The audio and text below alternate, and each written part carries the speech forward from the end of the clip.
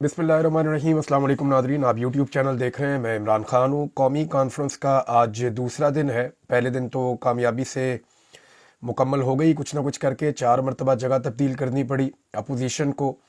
वहाँ बड़ी जानदार तकारीर हुई है। मीडिया के लोगों ने बड़ी ज़बरदस्त बातचीत की, जो अपोजिशन के लोग हैं उन्होंने बड़ी ज़बरदस्त बातचीत की, और जो लोग भी पाकिस्तान में आइन की सरबुलंदी चाहते हैं और पाकिस्तान के अंदर जिस किस्म का इस वक्त जबर का, फस्तायत का और जुल्म का एक माहौल बना हुआ है, जो लोग पाकिस्तान में इस वक्त जमहूरियत चाहते हैं, उन्होंने अपना पूरा जोर लगाया है और अपना अपना नुक्ता नज़र सामने रखा है।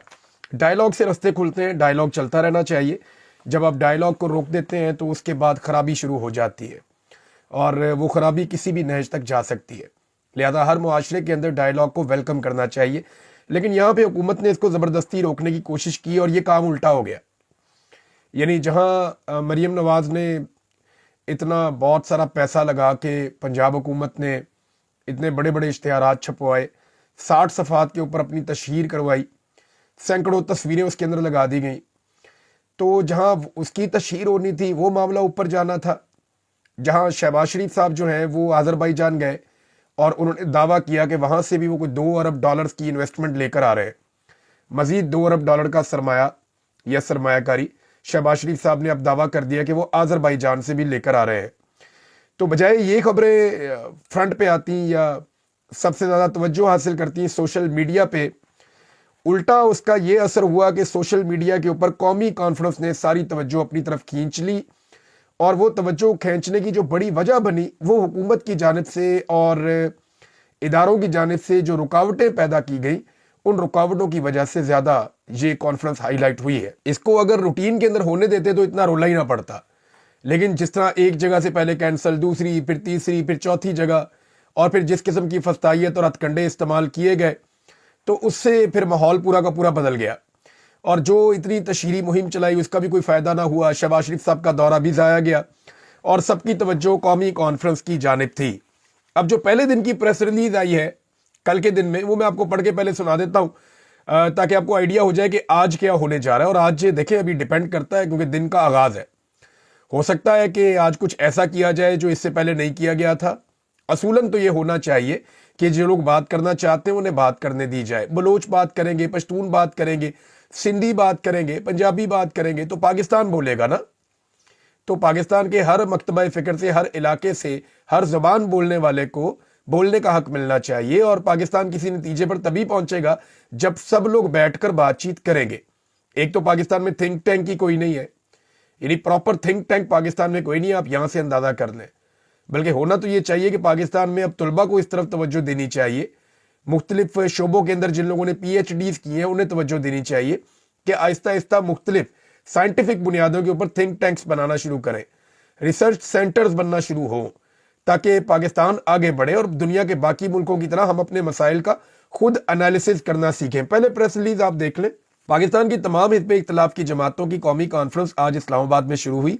ये कॉन्फ्रेंस मुल्क में आइन की बतदरीज पामाली, गैर कानूनियत, गैर मुनसिफाना इंतखाबात और मुल्क में मीडिया पर बढ़ती हुई पाबंदियों के तनाजुर में शाहिद खाकान अब्बासी, साबिक वज़ीर आज़म और अवाम पाकिस्तान के कौमी कन्वीनियर और महमूद खान अचकज़ई, चेयरमैन पख्तूनख्वा मिली अवामी पार्टी और चेयरमैन तहरीके तहफ़्फ़ुज़ आइन की दावत पर मुनक़्क़द की जा रही है। आज कॉन्फ्रेंस का पहला दिन था जिसमें लोगों ने भरपूर शिरकत की। कॉन्फ्रेंस का इनेकाद एक मुश्किल मरहला था। 3 मुख्तलिफ जगहों पर कॉन्फ्रेंस मुनक़्क़द करने की कोशिश की गई, लेकिन इंतज़ामिया की मुदाखलत और दबाव की वजह से बुकिंग कैंसिल की गई। इब्तदाई तकारीर में शाहिद खाकान अब्बासी, महमूद खान अचकज़ई ने शुरका को खुशामदीद कहा, ये वो सारी चीज़ें। उसके बाद फिर जो शहरियों के लिए मुल्क में आइन पर बात करना भी इस वक्त मुश्किल कर दिया गया है, और आइन की पामाली और इंतखाबात की चोरी सियासी अदम इस्तेहकाम पैदा करती है। सियासी इंतशार में ना माशी तरक्की हो सकती है, ना सरमायाकारी हो सकती है। इस बात की अशद ज़रूरत है कि हम बलूचिस्तान, खैबर पख्तूनख्वा और सिंध के मसाइल को हकीकी अंदाज में समझने की कोशिश करें और इन सूबों के मसाइल का तदारुक करें। अच्छा, 3 सेशन हुए जनाब, ये भी बताया गया इसके अंदर। पहले सेशन में मीडिया और सहाफ़ी बरादरी से मुकर्रीन ने खिताब किया और पीका कानून की शदीद मजम्मत की, और साथ ही मीडिया के अंदर भी अखलाकियात की तरवीज की बात की है। दूसरा सेशन जो है वो अहम दानश्वरों की पैनल डिस्कशन थी, جس کے منتظم ڈاکٹر طارق بنوری تھے۔ اس پینل میں اہم نکات سامنے آئے ہیں اور آئین کی بالادستی کے حوالے سے کہا گیا کہ دستور کے دو حصے ہیں، ایک وہ جس میں لوگوں کے حقوق کی بات کی گئی ہے اور دوسرے حصے میں حکومت سازی اور اداروں کی تنظیم اور ان کے حدود طے کی گئی ہیں۔ لیکن آئین کی بالادستی کی بات اقتدار کے حصول کی حد تک تو کی جاتی ہے، لیکن لوگوں کے حقوق کے حوالے سے آئین کی بالادستی کی بات نہیں کی جاتی۔ پھر جنرل لودھی صاحب نے وہاں پہ کہا کہ پاکستان میں آئین اور قانون کی گاڑی پٹری سے اتر چکی ہے اور اسے صرف اداروں کی ثوابدید پر چھوڑ دیا گیا تو یہ کبھی واپس پٹری پر نہیں چڑھ سکے گی، لیکن اس کے لیے تمام قومی سیاسی لیڈرشپ کو مل کر کام کرنا ہوگا، ورنہ ہم ایک خطرناک صورتحال کی طرف بڑھ رہے ہیں۔ بات بہت ٹھیک کی ہے انہوں نے۔ دیکھیں، اداروں کی یہ کیپیسٹی نہیں ہوتی، کیونکہ اداروں میں ملازمین ہوتے ہیں اور ملازمین کبھی بھی کوئی چیز پٹری سے اتر جائے اس کو واپس پٹری پہ نہیں لا سکتے۔ اس کے لیے ریفارمز کرنی پڑتی ہے اور اس کے لیے لیڈرشپ کو سامنے آنا پڑتا ہے۔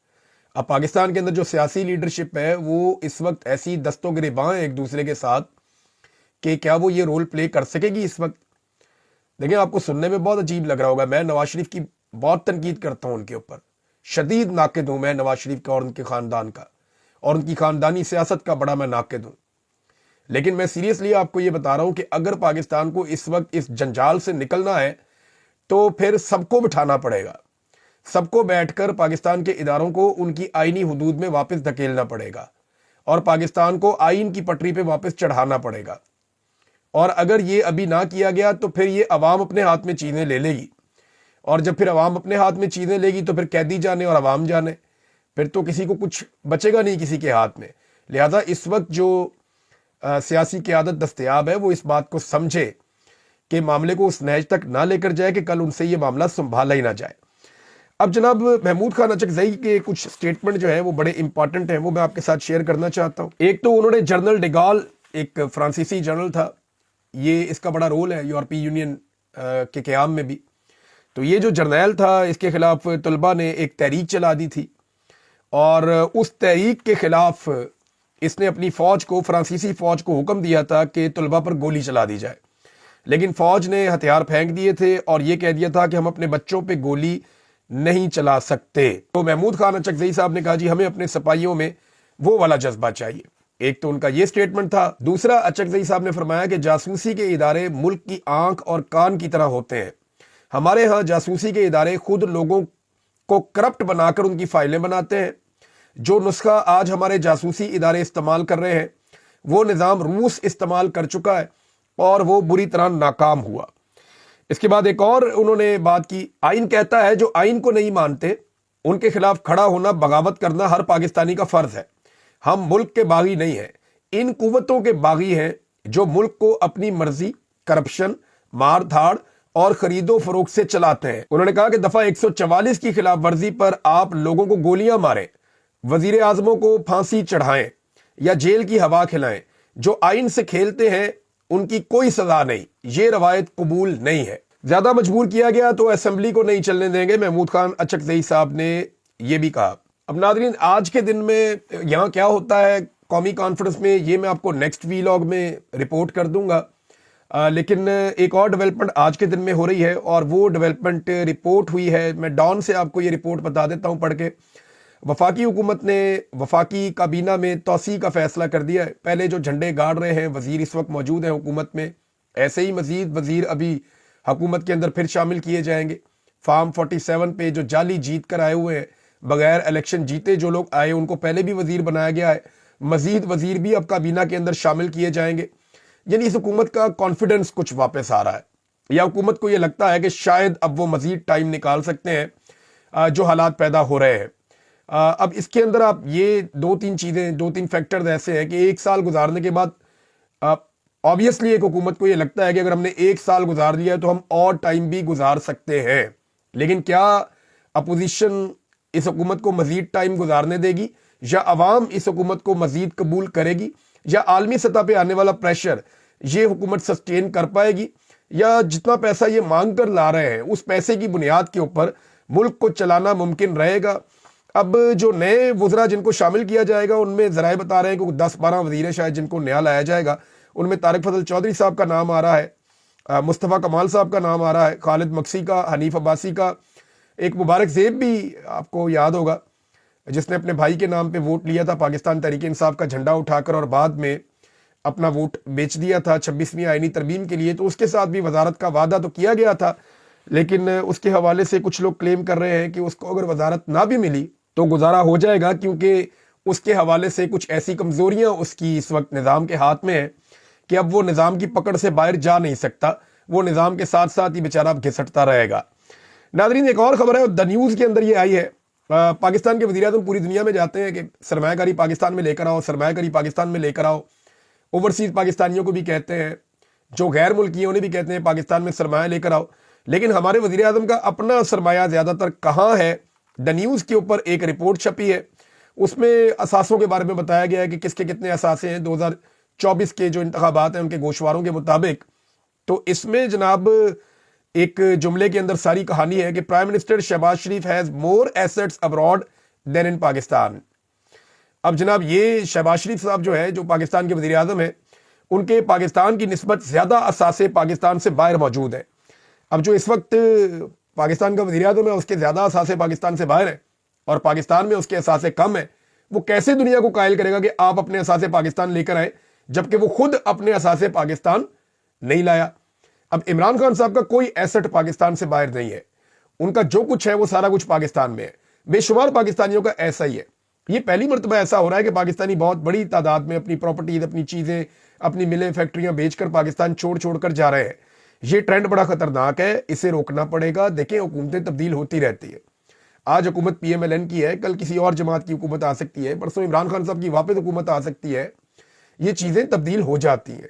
लेकिन जिस तरह लोग पाकिस्तान छोड़ कर जा रहे हैं, इस पे पाकिस्तान के तमाम इदारों को, स्पेशली पाकिस्तान की एस्टेब्लिशमेंट को तवज्जो देनी चाहिए कि उनकी गलत पॉलिसियों की वजह से पाकिस्तान बहुत पीछे चला जाएगा, और जितना पीछे चला जाएगा वापस आना हमारे लिए उतना ही मुश्किल होता चला जाएगा।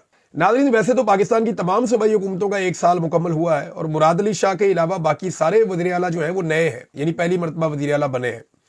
लेकिन जो पंजाब हुकूमत ने पागलपन दिखाया इश्तिहारबाजी के अंदर, ये ऐसा हमने कहीं नहीं देखा। यानी सिंध में भी एक हुकूमत है, खैबर पख्तूनख्वा में और बलूचिस्तान के दोनों वज़ीर आला बिल्कुल नए वज़ीर आला हैं, लेकिन उन्होंने ऐसी तशहीर बिल्कुल नहीं की, इस तरह अवामी पैसा ज़ाया नहीं किया। खासतौर पर खैबर पख्तूनख्वा की हुकूमत ने तो सोशल मीडिया को इस्तेमाल किया, उनका वैसे ही सोशल मीडिया तगड़ा है। इसके ऊपर PMLN को या पंजाब हुकूमत, चाहे वो जाली है, उनको इस बारे में तवज्जो देनी चाहिए कि अखबारात अब कोई नहीं पढ़ता। अखबारात की जो टोटल सर्कुलेशन है ना, वो 2 ट्वीटों से भी कम होती है। तो उन्हें तवज्जो देनी चाहिए सोशल मीडिया के ऊपर, डिजिटल मीडिया के ऊपर, कि किसी तरह यहाँ पे वो अपनी प्रमोशंस करें, यहाँ पे वो चीज़ों को आगे लेकर चलें और दुनिया को बताएं कि उन्होंने क्या किया है। और अगर आपने कारनामे किए हो तो फिर आपको बताने की ज़रूरत नहीं रहती, लोग खुद ही आपकी कारकर्दगी को जानते हैं। ये तो नरगसियत का शिकार है और ये एक पागलपन है कि एक दौड़ लगी हुई है। अब ये जिस किस्म के इश्तिहारात छपे हैं, मेरे ख्याल में अगर गिनीज बुक का वर्ल्ड रिकॉर्ड को दें तो शायद वो इनका नाम वर्ल्ड रिकॉर्ड में डाल दें कि जनाब आपने ये एक अजीबोगरीब कारनामा कर दिया है जो इससे पहले कभी किसी ने नहीं किया था। मैं आपके सामने, एक जैगम खान साहब हैं, जर्नलिस्ट हैं, और उन्होंने बड़ी ज़बरदस्त बात की है। वो जब मैं आपके सामने रखूंगा ना, उन्होंने दरिया को कूजे में बंद कर दिया। जैगम खान साहब का फरमाना है कि पीपल्स पार्टी और मुस्लिम लीग नून जो है वो 20वीं सदी में मुंजमद होकर रह गए हैं। इन्हें जदीद पॉलिटिकल कम्युनिकेशन की कोई फहम ही नहीं है। यानी ये छोटी सी बात करके उन्होंने क्लियर कर दिया कि इन्हें पता ही नहीं है कि कम्युनिकेशन का तरीकाकार तब्दील हो चुका है। अब अगर आपने लोगों से राब्ता करना है तो वो खत लिखने वाला दौर चला गया है। देखें, मैं आपसे एक सादा सवाल करता हूं ना, कि आपने अपने किसी रिश्तेदार से राब्ता करना है तो आप क्या करेंगे? आप जाएंगे, जाके कागज लेकर आएंगे, बैठ के सोच के खत लिखेंगे। खत लिखने के बाद उसको एक लिफाफे में डालेंगे, फिर उसके ऊपर जाके टिकट लगाएंगे, फिर डाक खाने के अंदर जाके उसको पोस्ट कर देंगे, फिर आप इंतजार करेंगे उसको कब पहुंचता है, फिर जब वो वहां पड़ेगा और वापस। क्या आप ये करेंगे? आजकल के दौर में आप ये नहीं करेंगे। क्या आप ये करेंगे कि आप जाएंगे और जाके जो डायल करने वाला फोन है उसको उठाएंगे, वहां से कान पे लगाएंगे, वहां से दूसरे लैंडलाइन के ऊपर कॉल करेंगे और वहां से कहेंगे जी फलां को बुला के लाओ, मैंने उसके साथ बात करनी है? आप ये भी नहीं करेंगे, क्योंकि ये दौर है बहुत फास्ट। आप अपना स्मार्टफोन उठाएंगे, उठा के जनाब आप 1 सेकंड के अंदर उसके अंदर आप व्हाट्सएप खोलेंगे या कोई और एप्लीकेशन आप खोलेंगे, या आप डायरेक्ट कॉल करना चाहेंगे तो आप डायरेक्ट कॉल करेंगे। पूरी दुनिया कनेक्टिविटी है, आप एक लम्हे के अंदर वहां पे कनेक्ट हो जाएंगे जिसके साथ आप बात करना चाहते हैं। तो दुनिया तो इतनी तेज हो गई है। تو جب کمیونیکیشن کے ذرائع بہت تیز ہو چکے ہیں تو پھر یہ بات پولیٹیکل پارٹیوں کو بھی سمجھنی چاہیے کہ اخبارات میں اشتہار بازی والا دور ختم ہو گیا. پوری دنیا میں اب ایسا نہیں ہوتا. دنیا کے اندر اخبارات بند ہو رہے ہیں اور ہماری حکومتیں جو ہیں وہ اخبارات کو پال رہی ہیں غیر ضروری طور پہ. اب سب کو جدت کی طرف جانا پڑے گا. ہمارے جو اخبارات کے صحافی ہیں ان کو بھی جدت کی طرف جانا پڑے گا. ہمارے جو ڈیجیٹل میڈیا کے صحافی ہیں ان کو باقیوں کو ساتھ لے کر چلنا پڑے گا. اس کو مزید وسیع کرنا پڑے گا. جہاں پہ روزگار کے کچھ مواقع ختم ہوتے ہیں جدت کے ساتھ، وہاں پہ بہت سارے مواقع پیدا بھی ہو جاتے ہیں. ہمیں دنیا کے ساتھ چلنا پڑے گا. ہم ماضی میں اپنے آپ کو روک نہیں سکتے. تو زیگم خان صاحب نے جو ہے وہ اس کی جانب نشاندہی کی ہے. اگر کسی کو سمجھ آ جائے تو یہی بات ہے سمجھنے والی، ورنہ یہ پیچھے رہ جائیں گے اور اگلے الیکشن میں بھی ان کی تیاری نہیں ہوگی.